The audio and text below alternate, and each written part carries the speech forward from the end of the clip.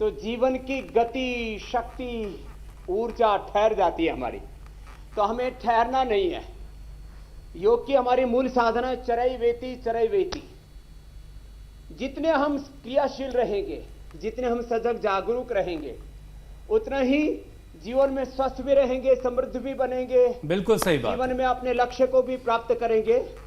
तो आइए इसी की संकल्प के साथ कि ये हाइपोथायराइड या हाइपरथायराइड जी, शुरुआत इसी से स्वामी जी तभी होते हैं हाँ जब हमारी एक्टिविटी कम हो जाती है। जी।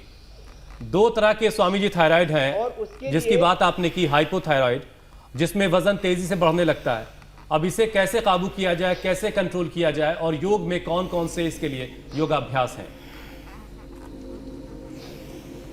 मुख्य रूप से कपालभाति और उज्जाई, ये दो प्राणायाम जरूरी हैं। ऐसे तो भस्त्रिका, कपालभाति, उज्जाई, अनुलोम विलोम, भ्रामरी, उद्गीत, सारे ही प्राणायाम जरूरी हैं।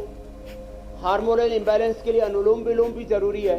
लेकिन ये जो गले में ग्रंथि होती है थायराइड नाम की, जी थायराइड पैराथायराइड जब गड़बड़ हो जाते हैं तो T3 T4 का बैलेंस बिगड़ता है।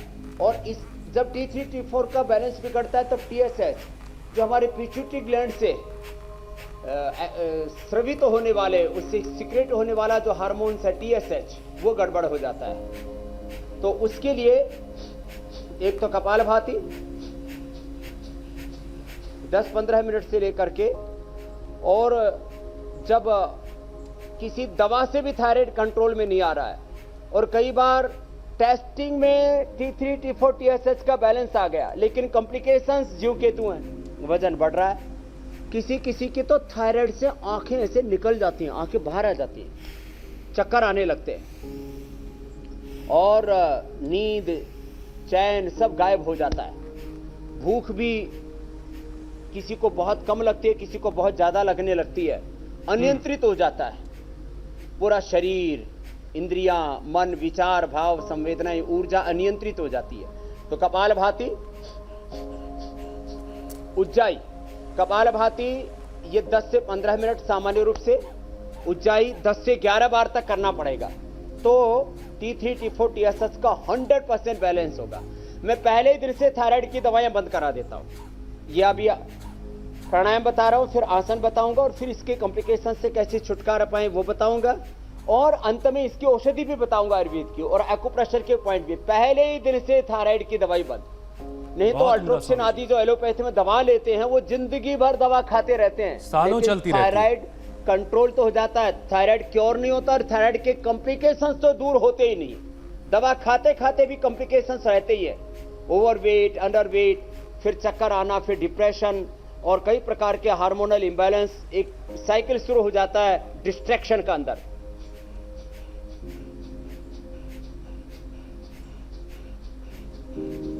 तो 10 से 15 मिनट तो ये कपालभाति करना है। उज्जाई, गले को टाइट करके। अभी आज मैं खास इसके ऊपर ध्यान दिलाना चाहूंगा। कुछ लोग उज्जाई करते तो हैं, लेकिन कैसे करते हैं, श्वास को बाहर छोड़ते समय आवाज करते हैं,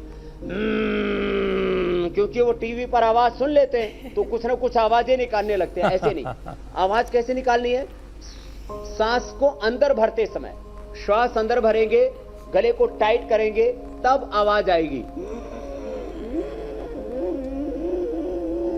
अंदर भरते समय आवाज करनी है, ऐसे नहीं करना, ऐसे नहीं करना, करके आवाज नहीं करना। गले को टाइट किया,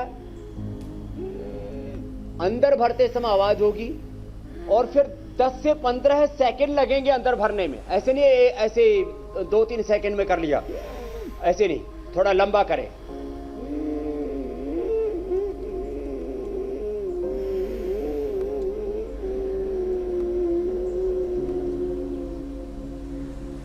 फिर भर करके रोक करके रखना है, ठोड़ी को कंठकूप में लगाना है, ऐसे यहां गले के पास लगाना है ठोड़ी को, और ऐसे टाइट करके रखना, और श्वास को अंदर भर करके रोक के रखना। आधा मिनट तक लगभग ऐसे रोक करके रखें।